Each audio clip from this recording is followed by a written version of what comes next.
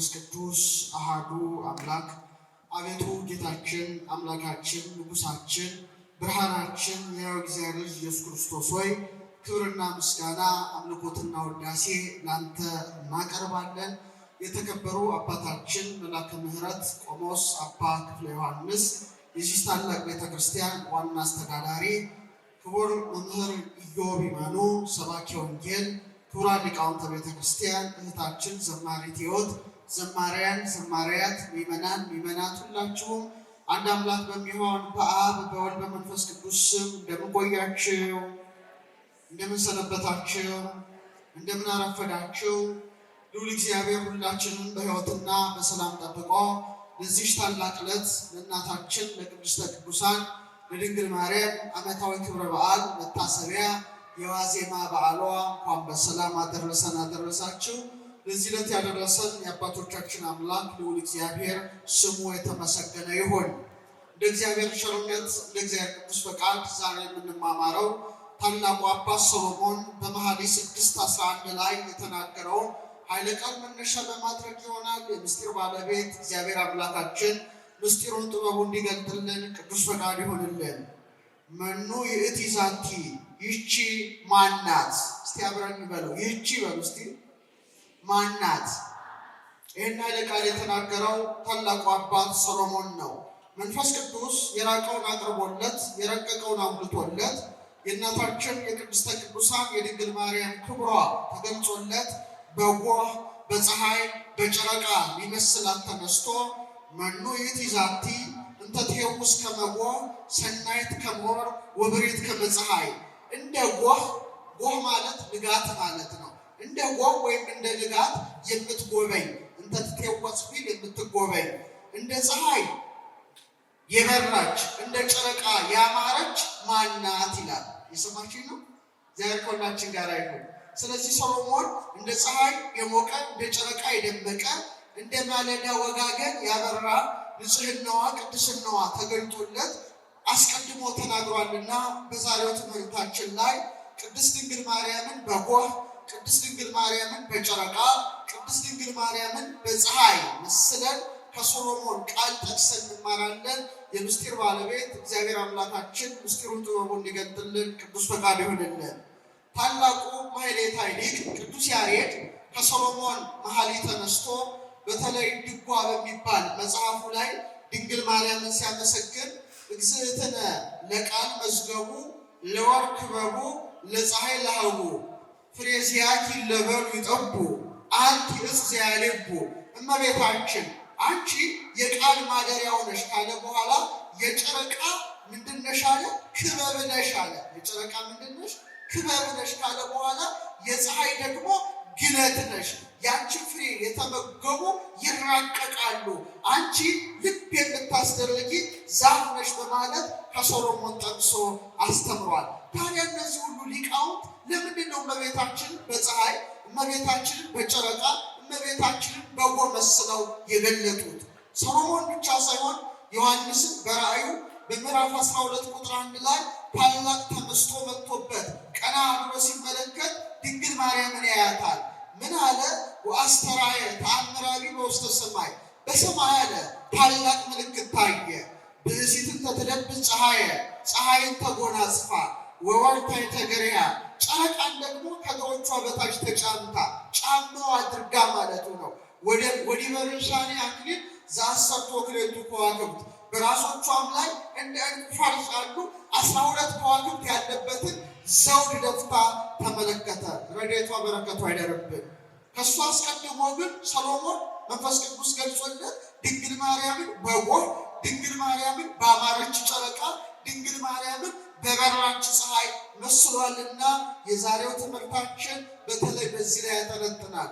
ምክንያቱም ዛሬ እናታችን ቅድስት ድንግል ማርያም እንደ ፀሐይ አብረታ በሐዋርያት ጉባኤ መካከል በፊልጵስዩስ የተገለጸችበት ቀን ስለሆነ ይህን ትምህርት መርጬዋለሁ። በድጋሚ እግዚአብሔር አምላክ ምስጢሩን ጥበቡን ይግለጥልን። ታዲያ ሰሎሞን እንደ ጎህ የምትጎበኝ ይቺ ማናት ይላል። ጎህ ምንድን ነው? ጎህ ማለት ፀሐይ ከመውጣቱ በፊት የሚታይ ምንድን ነው? ብርሃን ነው። ታውቃላችሁ፣ ጎህ ቀደደ ሲባል ምን ማለት ነው? ብርሃን መጣ ማለት ነው። ፀሐይ ከመውጣት በፊት ምን ይወጣል? የጎ ብርሃን ይታያል። ድንግል ማርያምም እውነተኛው ፀሐይ ኢየሱስ ክርስቶስ ከመወለዱ በፊት በእውነት የፀሐይ አዋሽ ነጋሪ ሆና እንደ ጎ ቀዳ ምን ሆናለች? ታይታለች ማለት ነው።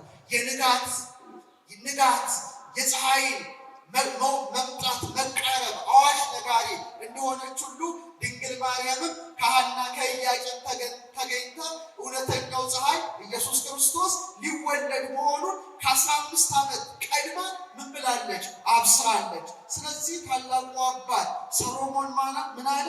ይቺ ማን ናት? እንተ ትሄውስ ከመጎ እንደ ጎህ የምትጎበኝ ይቺ ማን ናት? በማለት የድንግል ማርያምን ጎህነት መስክሯል። እንደምታውቁት ጎህ ወይም ንጋት ምንድን ነው? የብርሃን ጅማሮ ነው። የምን ጅማሮ ነው? የብርሃን ጅማሮ ነው። ነጋ ስትሉ ጎህ ቀደደ እንደሆነ ድንግል ማርያምም ምንድን ናት? ምክንያተ ድኅነት የድኅነት ጅማሮ ናት። ቅዱስ ገብርኤል ሲያበስራት ይኩነኒ በከመ ትቤለኒ እኔ ለእግዚአብሔር ምን ሆነኝ አለችው? አገልጋዩ ነኝ፣ እንደ ቃልህ ይደረግልኝ ባለች ጊዜ ቅድመ ዓለም የነበረ ያለ የሚኖር እውነተኛው ፀሐይ ኢየሱስ ክርስቶስ በማኅፀኗ አድሯልና ጎህ ወይም ንጋት በእውነት የብርሃንን መቃረብ አብሳሪ አዋሽ ነጋሪ እንደሆነ ድንግል ማርያምም እንደ ቃልህ ይደረግልኝ ብላ የተናገረችው ንግግር ሁሉ የድኅነታችን ጅማሬ ሆኖ ተገልጿል። እሷ እንደ ቃልህ ይደረግልኝ ስትል አምላክ ምን ሆነ? ሰው ሆነ። ሰው አምላክ ሆነ። ምስጢረ ሥጋዌ በማኅፀነ ድንግል ተከናወነ። ስለዚህ ሰሎሞን ከፀሐይ በፊት ባለችው በንጋት ብርሃንን በምታውጀው በንጋት ወይም በጎ መስሎ መኑ ይእቲ ዛቲ እንተ ትሄውስ ከመ ጎህ እንደ ጎህ ወይም እንደ ንጋት ወይም እንደ ወጋገን የምትጎበኝ ይቺ ማን ናት? በማለት አስቀድሞ ተናገረ። ከቃሉ ጋር ናችሁ? አዎ። ለምሳሌ ጨለማው ያስፈራል። ሌሊት ድቅድቅ ጨለማ ነው። ድቅድቅ ጨለማ ሆኖ ጠዋት ግን ምን አይነት ብርሃን ይመጣል? የጎህ ብርሃን፣ የንጋት ብርሃን ይመጣል። የንጋት ብርሃን ደግሞ በጣም ለስላሳ ደስ የሚያሰኝ ፀሐይ የምትፈነጥቅ መቃረቧን የሚያበስር እናንተም ደግሞ አሁን ፀሐይ ልትወጣ ነው ነጋ ብላችሁ ሰውነታችሁ ሁሉ በምን ይመላል? በደስታ ይመላል፣ በተስፋ ይመላል፣ በሐሴት ይመላል። ድንግል ማርያምም ለሰው ልጆች ምን አመጣች? ተስፋን አመጣች። የእሷ መወለድ ክርስቶስ ሊወለድ የነቢያት ትንቢት ሊፈጸም መቃረብ ነውና ልክ እንደ ንጋት ሆና በምድር ላይ የተገለጠች በመሆኗ ሰሎሞን አስቀድሞ በመንፈስ ቅዱስ ተገልጦለት ምን አለ? መኑ ይእቲ ዛቲ እንተ ትሄውስ ከመ ጎህ እንደ ንጋት የምትጎበኝ ይቺ ማን ናት አለ። እሷ ማን ናት? መልሱልኝ። እመቤታችን ናት። አራተኛ ታላቁ ምስጢር ጎህ ወይም ንጋት ከሌሊት ወደ ቀን ምንድን ነው? መሸጋገሪያ ነው። ጠዋት ነጋ ስትሉ ምን ሆነ ማለት ነው? ሌሊቱ አበቃ፣ የጨለማው ሰዓት አከተመ ማለት ነው። ንጋት ማለት የቀንና የሌሊት ምንድን ነው? ድልድይ ነው። ድንግል ማርያምም እውነተኛውን ፀሐይ ኢየሱስ ክርስቶስን በመውለዷ ከብሉይ ኪዳን ወደ ሐዲስ ኪዳን ከዓመተ ፍዳ ወደ ዓመተ ምሕረት ከሕግ ዘመን ወደ ጸጋው ዘመን መሸጋገሪያ ድልድይና ንጋት ሆና ተገልጣለች። አመስግኗት እችን ንጋት ማለት። ስለዚህ ሰሎሞን መኑ ይእቲ ዛቲ ይቺ ማን ናት? እንደ ጎህ አለ የምትጎበኝ እንደ ጎህ የምትጎበኝ እና በእውነት እውነተኛው ፀሐይ ከአማናዊት ጎህ ከአማናዊት ንጋት ከድንግል ማርያም ተወልዶ ዓለምን በምሕረት የሚጎበኝ በመሆኑ አስቀድማ ደግሞ የእውነተኛው ፀሐይ የክርስቶስ መምጣቱን ለማብሰር ንጋት ሆና የጎበኘችው ማን ነበረች? ድንግል ማርያም ነበረች። ዛሬም እኔና እናንተን በቃል ኪዳኗ ትጎብኘን እመቤታችን። እመቤታችን የጎበኘችው ሰው ሁሉ ምንድን ነው? የተባረከ ነው። ሰሎሞን እሷ በመጎብኘቷ ተደስቶ ነው። ማናት ምትጎበኘን እንጂ ንጋት? ዓለም ሁሉ በድቅድቅ ጨለማ ሳለ በአዳምና በሔዋን በደል ምክንያት ዓለም ሁሉ በጨለማ ውስጥ እያለ አንዲት ንጋት መጣች። እሷ ማናት? ንገሩኛ። እውነተኛው ፀሐይ ክርስቶስን የወለደችው አማናዊት ንጋት ነበረች።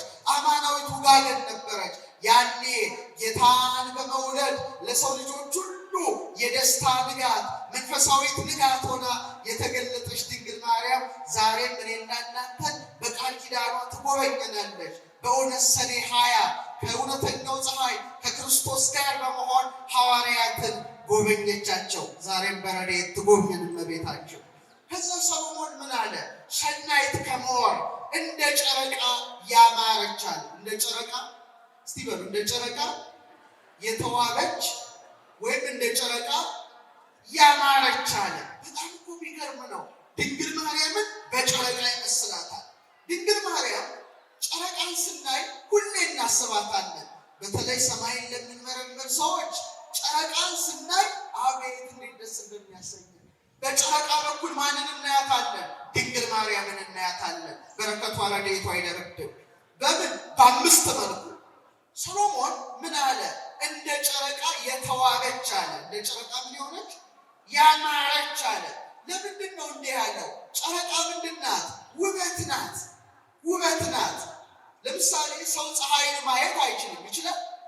አይችልም። ጨረቃ ላይስ ፍስስ ይላል። በቃ ይደነቃል። በምሽት ጨረቃ እየተጓዘ የጨረቃን ድምቀት እያየ ሰው ምን ይሆናል? ይደሰታል።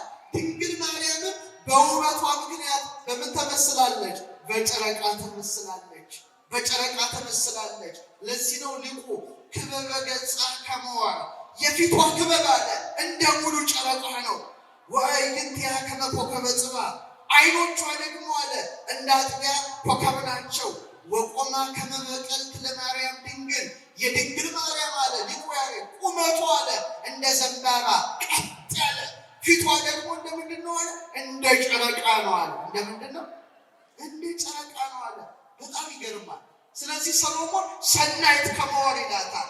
በእውነት ውበቷ፣ የውስጥ ውበቷ፣ የውጭ ውበቷ በተለይ እንደ ጨረቃ ሆኖ ይታየዋል። ስለዚህ ጨረቃን ስትመለከቱ ታላቋ ጨረቃ ትዝ ትበላችሁ። እሷ ማን ናት? በአንድ ላይ እሷ ማን ናት? ድንግል ማርያም ናት። በረከቷ ይደርብን። ስለዚህ በውበቷ ምክንያት በጨረቃ መስሎ ሰሎሞን ይገልጣታል። እንደገና በብርሃኗ፣ በምኗ?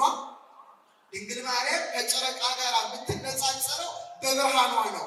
እንደምታውቁት ጨረቃ ብርሃንን የምታገኘው ከማን ነው? እንደ መስታወት ናት። ጨረቃ ብርሃን የምታገኘው ከማን ነው? ከፀሐይ ነው። ልክ የፀሐይ ብርሃን እላይዋ ላይ ሲያርፍ ምንድን ናት? ብሩህ ትላለች። ጨረቃ የፀሐይን ብርሃን እንደምታንጸባርቅ እመቤታችን ቅድስተ ቅዱሳን ድንግል ማርያምም የልጇ የኢየሱስ ክርስቶስን ብርሃን ያንጸባረቀች ናት። እልል ብላችሁ አመስግናት። ታላቋ ጨረቃችን ለምን? እሱ ምን አለ? ቅዱስ ነኝና እናንተ ምን ሁኑ? ቅዱሳን ሁኑ። ቅዱሰ ቅዱሳን ነው እሱ። አነ ውእቱ ብርሃኑ ለዓለም፣ እኔ የዓለም ብርሃን ነኝ ብሎ ብርሃን በባህሪው ብርሃን እንደሆነ ገልጦ አንትሙ ውእቱ ብርሃኑ ለዓለም፣ እናንተ ደግሞ ምንድን ናችሁ አለ? የዓለም ብርሃን ናችሁ። እኔ ቅዱስ ነኝ፣ እናንተ ምን ሁኑ? ቅዱሳን ነው። አያችሁ፣ እሱን ማንጸባረቅ ማለት ነው። እሱ በባህሪው ነው፣ እኛ በጸጋ ነው። ድንግል ማርያምን በተመሳሳይ ነው። እሱ ቅዱሰ ቅዱሳን ሆኖ እሷ ደግሞ ምን ሆና ተገኘች? ቅድስተ ቅዱሳን ሆና ተገኘች። ጨረቃ ሆና ተገኘች። ጨረቃ የፀሐይን ብርሃን እንደምታንጸባርቅ የእውነተኛው ፀሐይ የእግዚአብሔር ብርሃን ተንጸባረቀባት። በሐልዮ በነቢብ በገቢር ንጽሕናን፣ ቅድስናን፣ ሃይማኖትን፣ ምግባርን ይዛ ደምቃ የተገኘች እውነተኛው ፀሐይ ኢየሱስ ክርስቶስ ያንጸባረቀባት ብቸኛዋ ጨረቃ እሷ ነበረች። ክብር ይግባት እመቤታችን። በእውነት ጨረቃችን ናት። ሶስተኛ በዝምታዋ። በምኗ? በዝምታዋ። እስቲ ጨረቃ ልብ ብላችሁ ተመልከቷት። በምሽቱ ሰማይ በጸጥታ ሆና በድምቀት ትጓዛለች። አቤት ጨረቃ! አቤት እግዚአብሔር የሰራው ስራ እንዴት ይደንቃል! ምሽት ነው። የምሽት ሰማይ ታውቁታላችሁ። ጨረቃ ደግሞ ምንም ሳትናገር በጸጥታ ደምቃ ትጓዛለች። እመቤታችንም ተመሳሳይ ናት። በእውነት ኃይሏ በቃሏ የሚገለጽ አይደለም። በዝምታዋ፣ በድርጊቷ፣ በመገኘቷ በቅድስናዋ የደመቀ ነው። በእውነት ኦርቶዶክሳውያን ጨረቃ ምንም ሳትናገር ደማቅ እንደሆነች ሁሉ ድንግል ማርያምም የደመቀ ሕይወት ነበራት፣ ግን የንግግር ሕይወት አልነበራትም። በረከቷ ረድኤቷ ይደረብን። ለዚህ ነው ቤተ ክርስቲያናችን አማናዊት ጨረቃ ድንግል ማርያምን ስትስላት ከንፈሯን ትንሽ አድርጋ ነው የምትስለው። የእመቤታችንን ስዕል ልብ አድርጋችሁ አይታችኋል? በቅዱሳት ስዕላት ትውፊታችን የድንግል ማርያም ከናፈር ሲሳሉ አነስ ተደርገው ነው፣ ዓይኗ ደግሞ ከፍ ተደርጎ ነው የሚሳለው እንደ ኮከበ ጽባሕ። ለምንድን ነው? ድንግል ማርያም የዝምታ ሕይወት ነበራት፣ የአልምሞ ሕይወት ነበራት። የመናገር ሕይወት ግን አልነበራትም። አዎ ማርያምስ አለ ይህን ነገር ሁሉ በልቧ እያሰበች ትጠብቀው ነበር ይላል ሉቃስ 2:19። ልክ እንደ ጨረቃ ሳትናገር ብርሃኗ በምሽት ሰማይ ላይ እንደሚያበራ ድንግል ማርያምም ኃጢአት እንደ ጉም እንደ ደመና በከበበው ኃጢአት ባጨለመው ዓለም እያለች እንደምን ሆና ተገለጠች? እንደ ጨረቃ ሆና ተገለጠች።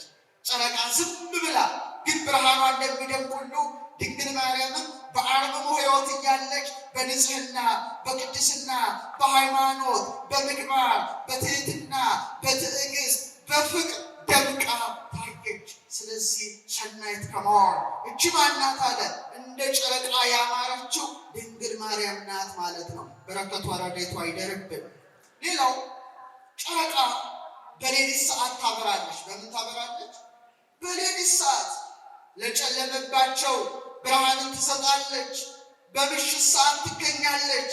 ድንግል ማርያም በመንፈሳዊ ምሽት ውስጥ ላሉ፣ በመከራ ውስጥ ላሉ፣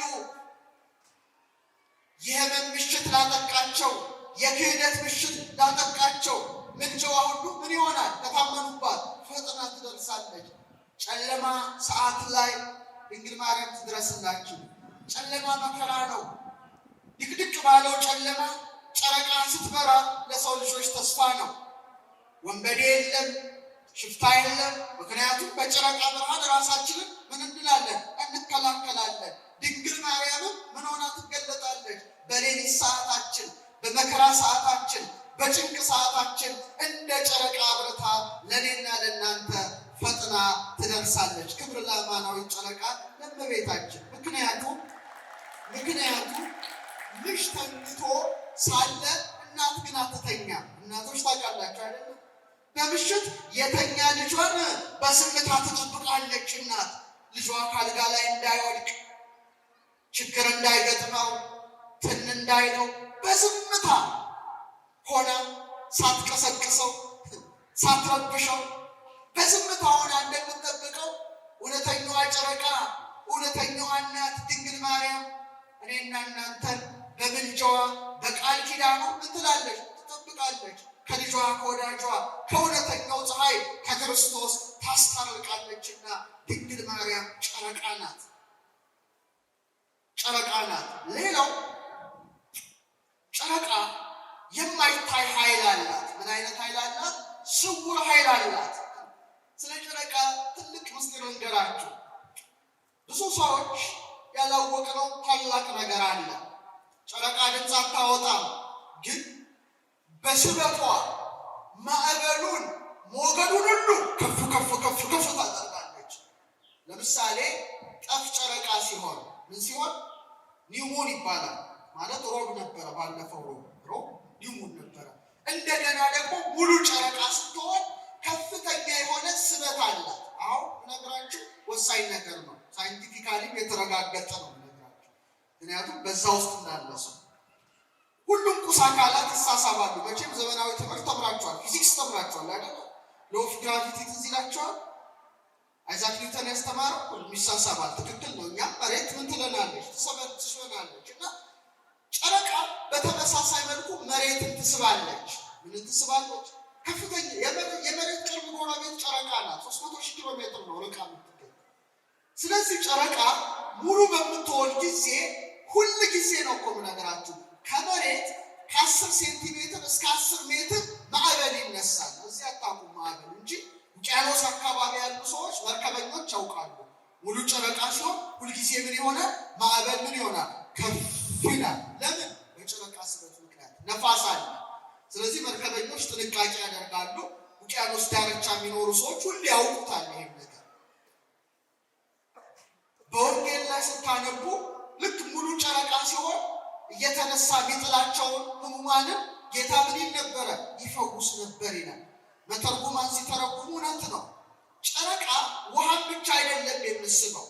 እኛ ራሳችን 70% ምንድን ነው? ውሃ ነን አይደል? እኛንም ነው መስበው ነው። ስለዚህ ይላሉ ሊቃውንት፣ የኢትዮጵያ ሊቃውንት ምልዓተ ወርቅ ጨረቃ ሙሉ ስትሆን ምን ይሆናል? ደም ይሞላል ማለት ነው። የእኛም ነው ደም ከፍ የሚለው። ስለዚህ አሁን የተረጋገጠው ምንድን ነው? ሙሉ ጨረቃ ሲሆን ስፖርት መስራት ጥሩ አይደለም። ጂም አካባቢ የሚሰሩ ሰዎች መጠንቀቅ አለባቸው። ምክንያቱም የልብ ምታችን እስከ መጨረሻው ይደርሳል። ፒኩ ላይ ጫፉ ላይ ነው የሚደርሰው።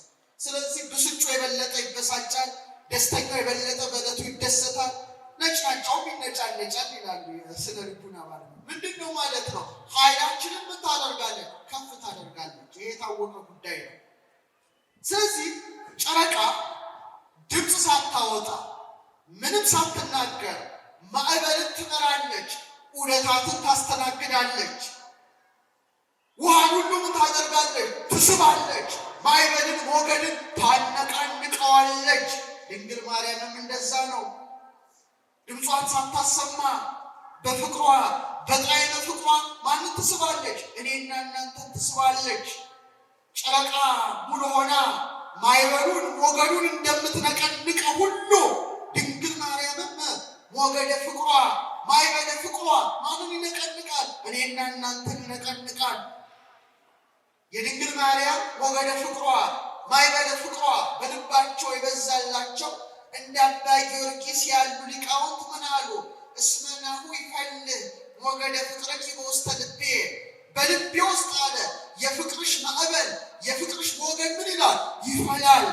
ማዕበል ከፍ ከፍ እንደሚል ወደ ላይ እንደሚዘል፣ በተለይ ደግሞ ሙሉ ጨረቃ ሲሆን ውሃዎች ሁሉ ወደ ላይ እንደሚሳቡ እንተ ትስሪ ኩሎ መንገለ ድኂን፣ ሁሉን ሁሉ ወደ ድህነት ምትስብ በፍቅሯ በጣዕመ ፍቅሯ ማዕበለ ፍቅሯ ሞገደ ፍቅሯ ልባችንን የሚነቀንቀው ወደ እውነተኛው ፀሐይ ወደ ኢየሱስ ክርስቶስ የምታቀርበን እሷ ማን ናት? ድንግል ማርያም ናት። በረከቷ ረድኤቷ አይደረብን። ስለዚህ ማኑ የቲዛንቲ አንተ ትየውስ ከመጎ እንደው የምትጎበኘው እንደ ጨረቃ ያማረችው ማናት? ድንግል ማርያም ናት። ስለዚህ ማወቅ ያስፈልጋል። ጨረቃን ስታዩ ይህን ትዝ ይበላችሁ። ቀና ማለት ልመዱ። መሬት ብቻ ትመልከቱ፣ አንመልከት። እግዚአብሔር እኮ ሲፈጥረን ሁለት እግር ነው የሰጠን። እንደ ላም፣ እንደ በሬ፣ እንደ አህያ፣ እንደ ቀበሮ፣ እንደ ተኩላ፣ እንደ እንስሳት፣ እንደ አራዊት 4 እግር አልሰጠንም። እነሱ ሰማይን ማየት አይችሉም። ፀሐይን፣ ጨረቃን መመልከት፣ መመርመር፣ ከዋክብትን አይችሉም። ለምን? አልተፈቀደላቸው። መሬት ነው የሚያዩት። እኔና እናንተን ግን እንደ ዘንግ ፈልፍሎ እንደ ሸት ፈልፍሎ እንደ ዘንግ መልብሎ ቀና አድርጎ እኮ የፈጠረን ሰማያት ይነግራል። ስብሐተ እግዚአብሔር። ሰማያት እግዚአብሔርን ገናንነት ይመሰክራሉ። ጨረቃም ስለ እናቱ ትመሰክራለች። አሁን እንዳያችሁ ቀና ብላችሁ በመደነቅ በመደመም ይህን የሃይማኖት ምስጢር እንድትረዱ እንድታውቁ ነው። አራተኛ ጨረቃ መንገድ መሪ ናት። ጨረቃ በውስጥ መንገድ መሪ ናት። አዎ ጨረቃ መንገድ መሪ ናት። እንዴት? ጨረቃ እንዴት ነው መንገድ የምትመራው? ዳይሬክሽን እንዴት ነው የምታሳየው? ታውቃላችሁ? በጨለማ ውስጥ ብትጓዙ ጨረቃ እንደ ነፋስ አይደለችም፣ መግፋት የለባትም። እንደ ፀሐይም አታቃጥልም፣ ግን መንገድ ትመራለች። ለምሳሌ በኋላ ነግራቸዋለሁ። ማጭድ ጨረቃ ሆና ስትታይ፣ ለምሳሌ በረሃ ውስጥ እየሄዳችሁ ነው ልበል፣ ወይም መርከበኞች ናችሁ ልበል፣ ወይም ጀልባ እየቀዘፋችሁ ነው፣ አቅጣጫ ጠፋችሁ፣ ኮምፓሳችሁ ቢያላችሁ ምንድን ነው የምታዩት? ቀና ብላችሁ ጨረቃን ታያላችሁ። በኋላ ማጭዷን እንዲህ ስታደርግ የማጭድ ቅርጿ ወደ ምን ያሳያል? ወደ ምስራቅ አቅጣጫ ይጠቁማል። በቃ ምስራቅን አወቃችሁ ማለት ምዕራብ፣ ሰሜን፣ ደቡብ በቀላሉ ምን ሆነ? ታወቀ። ስለዚህ ጨረቃ ምንድን ናት? መንገድ መሪ ናት። ማቃጠል የሌለባት፣ መግፋት የሌለባት፣ እንደ ነፋስ ማስጨነቅ የሌለባት መንገድ መሪ ናት። ድንግል ማርያምም እንደዛ ናት። ሳታስገድድ ሳታስጨንቅ ሁሉን ወደ ማን ትመራለች? ወደ ክርስቶስ ልጇ ትመራለች። በዮሐንስ 2:5 ላይ የሚላችሁን ሁሉ ምን በሉ አድርጉ ትጠቁማለች። ጨረቃ ሁልጊዜ ማጭዷ ወደ ምስራቅ አቅጣጫ እንደሆነ፣ ወደ ፀሐይ መውጫ አቅጣጫ እንደሆነ ድንግል ማርያምን ወደ እውነተኛው ፀሐይ ወደ ኢየሱስ ክርስቶስ የምትጠቁመን እውነተኛዋ ጨረቃ እሷ ናት። ማኑ የትይዛት ይቺ ማናት?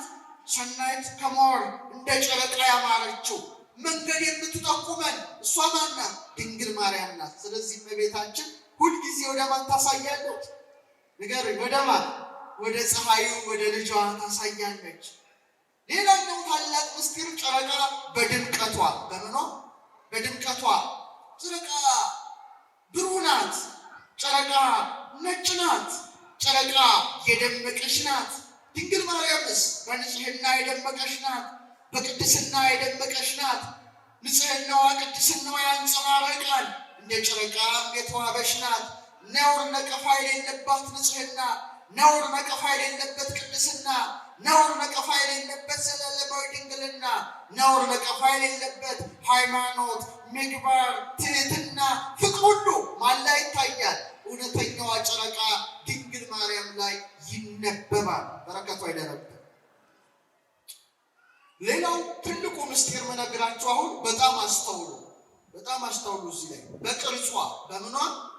በቅርጿ ቅዱስ ያሬድ እንዲህ ይላል፣ እግዝእትነ ለቃል መዝገቡ ለወርቅ ክበቡ። እመቤታችን አለ የቃል ማደሪያው የጨረቃ ደግሞ ምንድን ነሽ አለ? ክበቡ ነሽ፣ ክፍለ ብርሃን ቅርጿ። የጨረቃን ቅርጽ ታውቃላችሁ አይደል? በጣም በመጽሐፈ ሲራክ ምዕራፍ 43 ከቁጥር 7 እስከ 8 እንዲህ ይላል፣ ጨረቃ ሳለ እንደ ስሟ ናት፣ እድገቷም ድንቅ ነው። በሰማይ ሰራዊት ስርዓትም ሕጸጽንና ምላትን ማለትም ጉለትና ምላትን ማፈራረቋ ድንቅ ነው። በሰማይ ሰራዊት መካከልም ታበራለች አለ። ምን ትላለች? ታበራለች። የጨረቃ ክበቡ ይላታል። ጨረቃ 4 ክበቦች አሏት። ስንት? ድገሙት። 4 ሰሌዳዎች አሉ። 4 ሰሌዳዎች ለወርቅ ክበቡ ይላታል። የጨረቃ ሰሌዳው አንቺ ነሽ፣ አንቺ ነሽ። እውነት ነው፣ እውነት ነው። እስቲ እነዚህን 4 ሰሌዳዎች ልንገራችሁ። እናንተ ደግሞ ሁልጊዜ ሰማይን አቅንታችሁ ስትመለከቱ እነዚህን ሰሌዳዎቿን እያያችሁ ሁልጊዜ ምሽታችሁ የደመቀ በደስታ የተሞላ የእመቤታችንን ነገር በማመላለስ እንድትደሰቱ ሰሌዳዋን እያንዳንዷን ልንገራችሁ። ጠፍ ጨረቃ በሉ እስቲ ድገሙት እንዳትረሱ። በሳይንሱ ኒውሙን ይባላል፣ ኒውሙን ይባላል። አሁን ጠፍ ጨረቃ ሮብ ዕለት ነበረች፣ ባለፈው ረቡዕ። ጠፍ ጨረቃ ሲሆን ብርሃንን የሚያገኘው ከፀሐይ ብርሃንን የሚያገኘው ክፍሏ ወደ ፀሐይ ስለሚሆን ብርሃንን የሚያገኘው ክፍሏ ወደ እኛ ስለሆነ ጨረቃን ማየት አንችልም፣ ያን ሰዓት ማለት ነው። ይህ ወቅት ምን ይባላል? ጠፍ ጨረቃ ይባላል። እስቲ ድገሙት። በክ ይባላል። ልክ ሰዓት በጣም ቢደንቅ ነው። እስቲ ወር ማለት ራሱ ወር ማለት እኮ ጨረቃ ማለት ነው። ታውቃላችሁ? እለት ትላላችሁ አይደለም? ከዛስ ወር ወር ማለት ወር ከሚለው ጨረቃ የወጣ ነው። ምክንያቱም ጨረቃ ምድርን ለመዞር የሚፈጅባት ወይም ከጠፍ ወደ ጠፍ የምትሸጋገረው 29.5 ቀናት ስለሆነ ነው። በፀሐይ 30 በጨረቃ 29 ስለሆነ ወር ማንሽ ሙን ወር ጨረቃ ለማለት ነው፣ የግዕዝ ቃል ነው። ስለዚህ ጠፍ ጨረቃ ስትሆን የሚገርማቸው ፀሐይና ጨረቃ ተቀራርበው በኬክሮሳቸው ይገኛሉ። በጣም ተቀራርበው ስላሉ ፀሐይ ስትወጣ ጨረቃም ትወጣለች፣ ፀሐይ ስትጠልቅ ጨረቃም ትጠልቃለች። ስለዚህ የተሰወረው አካሏ ወደኛ ስለሆነ ብርሃንን ስለማያገኝ ጨረቃን ማየት አንችልም። ስለዚህ ምን እንላለን? ጠፍ ጨረቃ። ምን እንላለን? ጠፍ ጨረቃ። ምንም ሰማይ ላይ ብትፈልጓት አታዩዋትም። ለምን ነው አታዩዋት? ከፀሐይ ጋር ተቀራርባ ያለችበት ወቅት ነው። በጣም ያስደንቃል። ይህ ማለት ምንድን ነው? እመቤታችን እውነተኛዋ ጨረቃ በሐና ማህፀን የተቀረጸችበትን ምስጢር የሚያመለክት ነው ጠፍ ጨረቃ። ለዚህ ነው እነ ቴክታ እነ በጥሪቃ በነበሩበት ዘመን ቴክታ ህልም አየች። ምንድን ነው? እንቦሳ ከበረቷ ስትወጣ እንቦሳዋ እየወለደች እስከ 6 ስትደርስ ሰባተኛዋ ጨረቃ ምን ስትወልድ አየች? ፀሐይ። አይገርም? በጣም እኮ የሚገርም ነው እኮ። ጨረቃዋ ማን ነበረች? በሐና ማህፀን የምትቀረጸው እስቲ ባንድ ላይ አረ ነገሩን እመቤታችን ነበረች። ጨረቃዋ ደግሞ ማንን ታስገኛለች? ፀሐይን ታስገኛለች። የሚገርም ነው። ፀሐዩ ማን ነው? አይሰማም። ማን ነው? አያችሁ? ልክ ያቺ ጠፍ ጨረቃ ጊዜ ከፀሐይ ጋር አብራ ሆና ጨረቃዋ እንደማትታይ ድንግል ማርያምም በሐና ማህፀን የነበረችበት ያልተወለደችበት 9 ወር ከ5 ቀን በእናቷ ማህፀን የነበረችበትን ያመለክታል። ለዚህ ነው ሳምናስ ወልደ ጦሊቅ ዘይነብር ውስተ ቤተ ዶይቅ ይላል። የሐና ያጎቷ ልጅ ነው፣ ሞተ።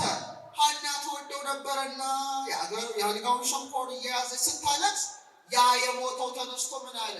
ሰላም ለኪ ኦ ሐና እምሕይወቱ ለዘገብረ ሰማይ ወምድረ፣ ሰማይና ምድርን ለፈጠረ አያት የምትሆኝ ሐና ሰላም ላንቺም ካለ በኋላ እመቤታችንን ደግሞ የፀሐይ ጽድቅ እናቱ ብሎ መስክሮ አረፈ። አመስግኑ አይደስ ጨረቃዋ ተቀረጸች ማለት ነው። ጠፍ ጨረቃ ማለት እመቤታችን በሐና ማህፀን የነበረችበትን ጊዜ የምናውቅበት ነው። ግን ጨረቃ ባትታይም ከፀሐይ ተለይታለች? አልተለየችም። ይደንቀው ነው። እውነተኛዋ ጨረቃ ድንግል ማርያምን በሐና ማህፀን እያለች ከማን አልተለየችም? ከእውነተኛው ፀሐይ ከእግዚአብሔር ረድኤት አልተለየችም። ለምን? ሁሉም በበደል በእናታቸው ማህፀን ውስጥ በበደል ሰንሰለት ሲታሰሩ፣ ድንግል ማርያም ግን የማን ጸጋ ጠብቋታል? የእግዚአብሔር ጸጋ ጠብቋታል። ውእቱኬ ጰራቅሊጦስ ዘአቀባ ለድንግል እምከርሰ እማ ከመ ይትጌጊ ለዓለም፣ ለዘላለም እንዳትበድል እግዚአብሔር መንፈስ ቅዱስ ሙቀተ ጸጋውን አሻድሮባታል። ጥንተ በደል አላገኛትም። ያቺ ጨረቃ ጠፍ ጨረቃ ኒውሙን ከፀሐይ ጋር አብራ እንደምትሆን ምንም ባትታይም ድንግል ማርያምን ምንም ባትወለድ በሐና ማህፀን እያለች የእውነተኛው ፀሐይ የእግዚአብሔር መንፈስ ቅዱስ ጸጋ ነበረባት። ክብር ለዚህ ጨረቃ በሆነ አክብሯት። ስለዚህ የጨረቃ ዑደት በጠፍ ጨረቃ ይጀመራል። ጠፍ ጨረቃ የጨረቃን ዑደት እንደምትጀምር ድንግል ማርያምም የድህነት ጅማሮ ናት። ይኩነኒ በከመ ትቤለኒ፣ እኔ እግዚአብሔር ምኑ ነኝ አለች፣ አገልጋዩ ነኝ፣ እንደ ቃል ምን ይሁንልኝ ይደረግልኝ አለች። ድህነት ተጀመረ። ጨረቃ በጠፍ ጨረቃ ሰሌዳዋን እንደምትጀምር ድህነት የተጀመረባት አማናዊት ጨረቃ ወደ ፀሐዩ የምታደርሰን እውነተኛዋ ጨረቃ ድንግል ማርያም በእናቷ ማህፀን የተቀረጸችበትን ያመለክታል። ከዛ በኋላ ልደተ ወር እስቲ በሉ። አይሰማም ባካችሁ? ወይም የጨረቃ ልደት በሉ። አሁን ልክ ከ4 ቀን በኋላ ጨረቃ ጠፋሽ ከተባለች አትታይም በኋላ ልክ ከ4 ቀን በኋላ ዛሬ ምንድን ነው? ዓርብ ነው አይደል? ነገ ማለት ነው። ነገውን ውስጥ ከነገ በኋላ ጨረቃ ተወለደች ይባላል። ብርሃንን ያረፈበት አካሏ በማጭድ ቅርጽ መልክ እናየዋለን። እኛ ምን እንላለን? ልደተ ወር። ጨረቃ ምን ሆነች? ተወለደች። በሳይንሱ ደግሞ ዋክሲንግ ክሬሰንት ሙን ይባላል። ብዙ ጊዜ በቤታችንን ስል ስትመለከቱችን ጨረቃ አይታችኋል። ማጭድ የምትመስለው አላያችሁ? አይታችኋል አይደል? ትህትና ነው። በጣም እቺ ማጭድ ጨረቃ ከፀሐይ የተጠጋች እጥፍ ያለች ናት። ለእግዚአብሔር ፈቃድ የተገዛች በእጅጉ ትህትና ገንዘቧ የሆነ ትሕት የሆነችው የኢሳይያስን መጽሐፍ ስታነብ ወዮ አለች። ከጊዜዋ ጊዜ ደርሼ ይህችን ድንግል አገልግያት እንጨቱን ሰብሬ ውሃውን ቀድቼ ባገለገልኳት ያለች እመቤታችን ያለ ዝቅ ያለ ትሕትና ከየት ይገኛል? መልአኩ እንኳን እያበሰራት ምልዕተ ጸጋ እያላት፣ እሷ ግን እኔ እግዚአብሔር ምን ነኝ አለች? አገልጋዩ ነኝ። ጌታን እንኳን ጸንሳ የትሕትናዋ ብዛት የባሪያውን ትሕትና ተመልክቷልና ያለች የትሕትና ንግሥት ናት። ልክ እንደዛች ወደ ፀሐይ እንደተጠጋችው ጥምዝ ቅርጽ እንዳላት ዝቅ ብላ እንደምትታየው ጨረቃ የእውነተኛዋ ጨረቃ የድንግል ማርያም ትሕትና ሁል ጊዜ ይታየናል። አሁን ጨረቃ ተወለደች እንላለን አይደል? ግን ስትወለድ ፊቷ ወደ ምንድን ነው ብያቸዋለሁ? ወደ ምስራቅ። በጣም ጥሩ እንዳትረሱ እሺ። ማጭዷ ወደ ምንድን ነው የሚያሳየው? ወደ ኢስት፣ ወደ ምስራቅ አቅጣጫ። በምዕራብ ሆና ከፀሐይ ጋር ግን ወደ ምስራቅ ታሳያለች። ድንግል ማርያምም እኮ እውነት ነው ወደ ፀሐይ መውጫ ያቺ ጨረቃ እንደምትጠቁም ድንግል ማርያምም ወደ እውነተኛው ፀሐይ ወደ ኢየሱስ ክርስቶስ ምታሳየን ምትጠቁመን ነበረች። እና የጨረቃ ማጭድ ሆኖ መታየት ድንግል ማርያምም የመወለዷን ነገር በምሳሌ እንድናውቀው አድርጎናል። ድንግል ማርያም ግን ከዚህ ሁሉ በላይ ናት። ጨረቃን ተጫምታ ተገኝታለች። ይህንንም እንዳትረሱ። ሶስተኛ መንፈቀ ወር። እስቲ በሉ ድገሙት። ግማሽ ጨረቃ በሉ እስቲ። አሁን ተወለደች። አሁን ዓርብ ጀምራችሁ ሰማይን መከታተል ጀምሩ። እሺ ልጆች፣ ዓርብ ጀምራችሁ ሰማይን መከታተል። ከማጭድ ምን መሆን ትጀምራለች? ከ7 ቀን በኋላ፣ ከአንድ ሳምንት በኋላ የፀሐይ ብርሃን ያገኘው ክፍሏ ይጨምራል። ግማሽ አካሏ ብርሃን ያልፍበታል። ምን እንላለን እኛ? ግማሽ ጨረቃ ሆነች እንላለን። ምን እንላለን? ግማሽ ጨረቃ። ፈርስት ኳርተር ይላል ሳይንሱ፣ የመጀመሪያው ሩብ ማለት ነው። እንግዲህ ምን እየሆነች መጣች ማለት ነው? ጨረቃዋ ከተወለደች በኋላ በብርሃን እየደመቀች መጣች። በምን እየደመቀች መጣች? አረ ንገሩኝ ባካችሁ። ዝም ስትሉ እኮ እንትን ይላል። በምን እየደመቀች መጣች? በብርሃን እየደመቀች መጣች። ታዲያ ድንግል ማርያም እናታችን ወላዲተ አምላክን የት ገባች? ቤተ መቅደስ ገባች። በንጽህና በቅድስና እየደመቀች እያበራች ተገኘች። የልጅነት ሕይወቷ 3 ዓመት በእናት በአባቷ ቤት ሳለች፣ 12 ዓመት በቤተ መቅደስ ሳለች ምን ነበረ? ንጽህናዋ ቅድስናዋ ደመቀ። ጨረቃዋ በብርሃን እየደመቀች እንድትመጣ ድንግል ማርያምን በንጽህና በቅድስና መድመቅ ጀመረች።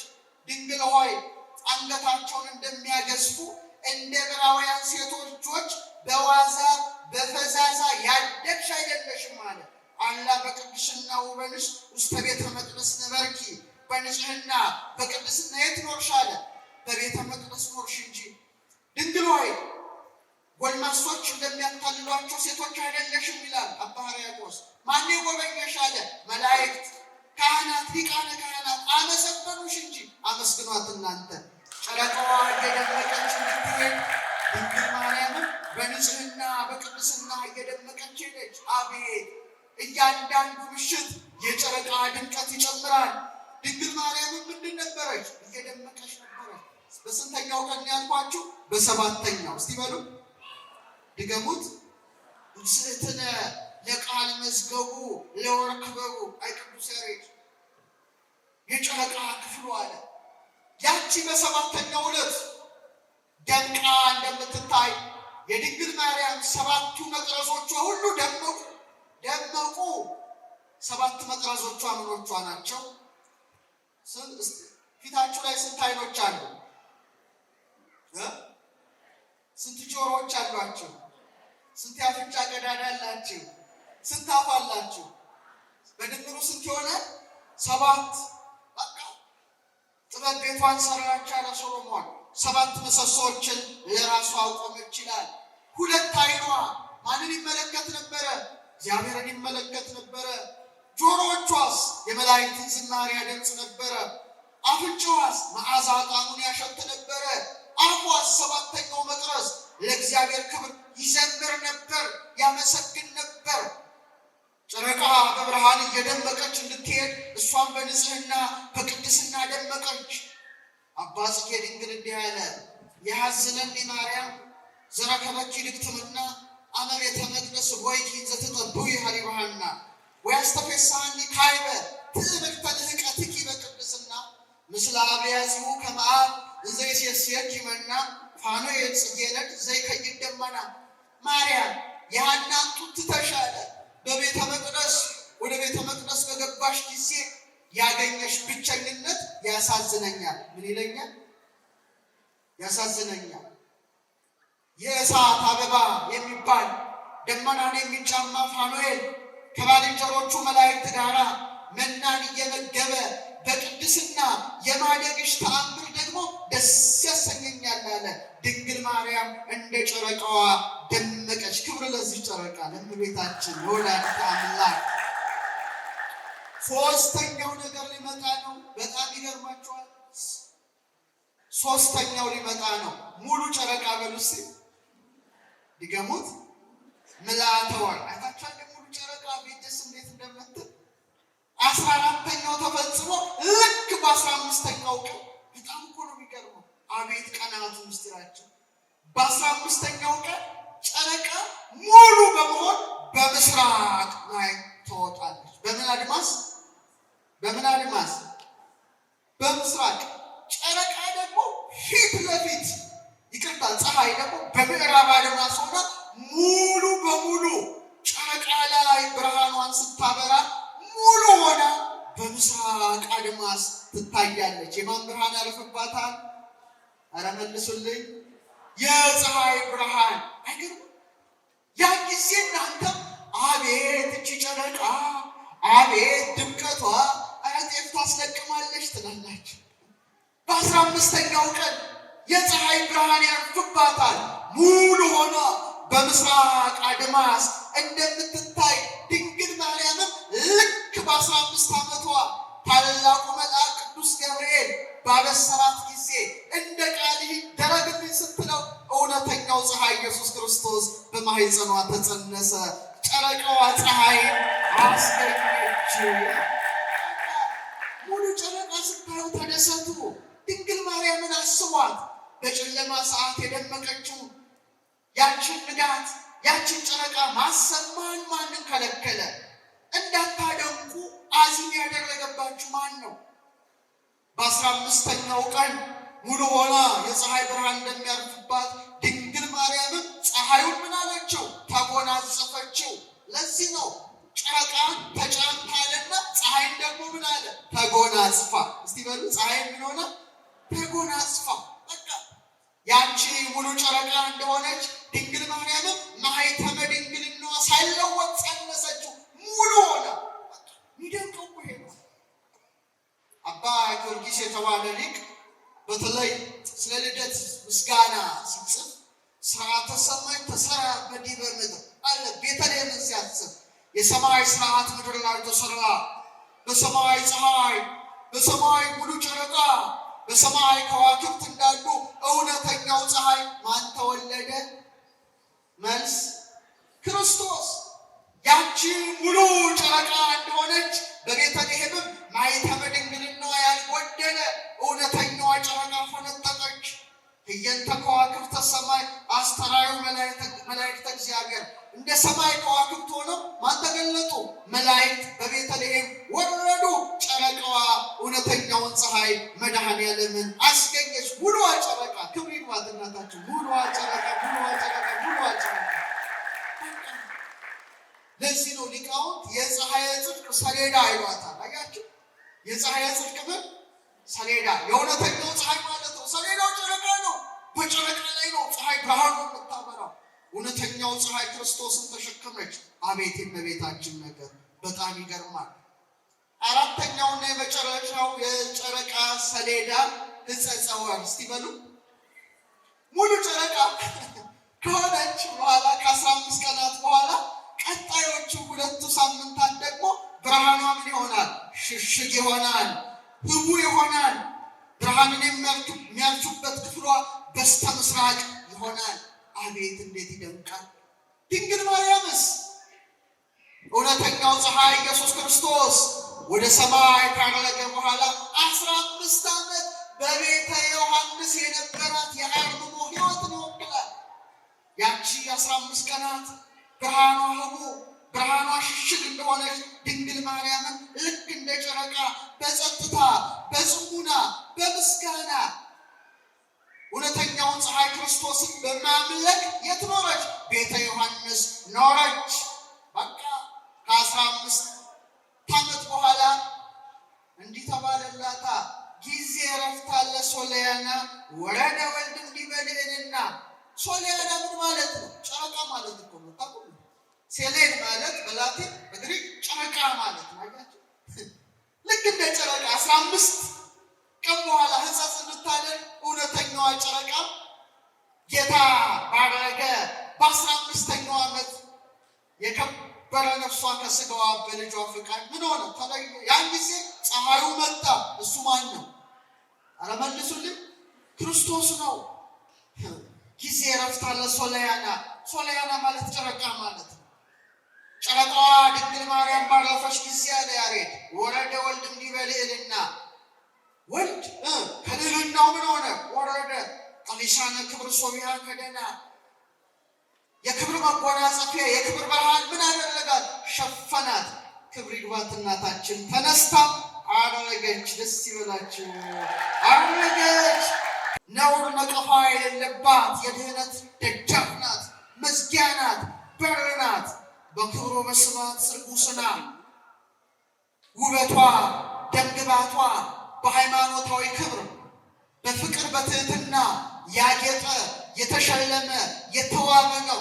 እውነት በእውነት አለ መናውን የተሸከመችው መሶበ ወርቅ ናት። ክብር ይግባት እናታችን አልተቃጠለችም። እጹብ ነው። የፀሐይን ፈጣሪ በማኅፀን መሸከም እጹብ ነው። አንቺ እዚህ ላይ ማያችሁ ፊት ለፊት አውደ ምሕረት ያላችሁ ጧፍ ይዛችኋል። ጧፍ በእጃችሁ እስቲ እጃችሁን ጧፉ ላይ ዝም ብላችሁ አስቀምጡ። ትችላላችሁ? ኧረ መልስልኝ። ጧፉ እኮ የምታክል ናት። የምታክል ነበልባል ላይ ድንግል ማርያም እኮ መላእክት እሳታውያኑ መላእክት እንኳን ማይቀርቡትን እሳት ልክ እንደ ሙሴ ቁጥቋጦ በመሆን እንደ ሰረገላ ፀሐይ በመሆን ፀሐዩን ስትሸከመው እሳቱን ስትሸከመው አልተቃጠለችም። ክብር ይግባት። አቤት አቤት አቤት! 7 የእሳት መጋረጃ በማኅፀንሽ ወዴት ተጋረደ? ወዴት ተጋረደ? ከጎንሽ በቀኝ ነው ወይስ ከጎንሽ በግራ?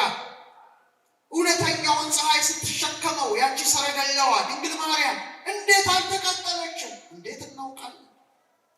እሳታውያኑ እንኳን የእውነተኛው ፀሐይ እግዚአብሔር ክብር እንዳያቃጥላቸው በሁለት ክንፋቸው ፊታቸውን ሸፍነው በሁለት ክንፋቸው እግራቸውን ሸፍነው ሁለት ክንፋቸውን ወዲያና ወዲህ ዘርግተው ቅዱስ ቅዱስ ቅዱስ እያሉ በአንድነት በሦስትነት ያመሰግኗታል።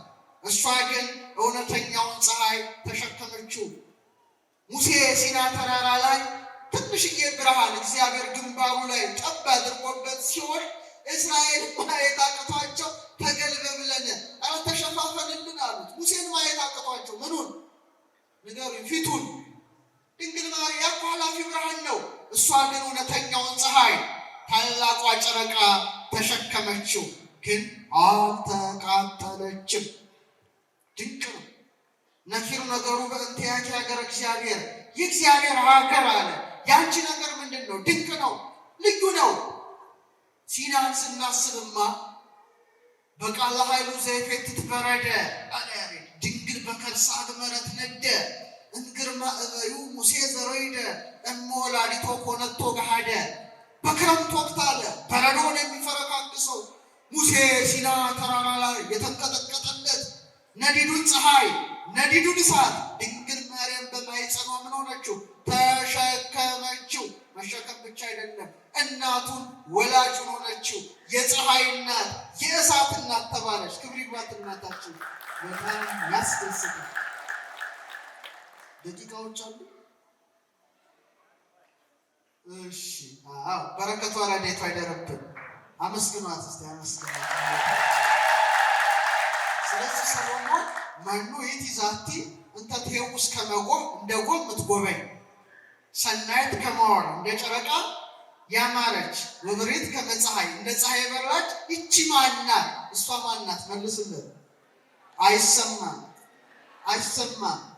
ሰማይና ምድር የሚወስነውን አምላክ 9 ወር ከ5 ቀን በማኅፀኗ የተሸከመችው ኪሩቤልና ሱራፌል በፍርሃት በመንቀጥቀጥ ዙፋኑን የሚሸከሙትን ጌታ በጀርባዋ ያዘለችው፣ በክንዷ የታቀፈችው፣ በከናፍሮቿ የሳመችው ሰኔ 20 ልክ እንደ ጨረቃ ሆና በፊልጵስዩስ በሐዋርያት ጉባኤ የተገለጠችው የኔም የእናንተም እናት አማላጅ ድንግል ማርያም ናት። ወስብሐት ለእግዚአብሔር።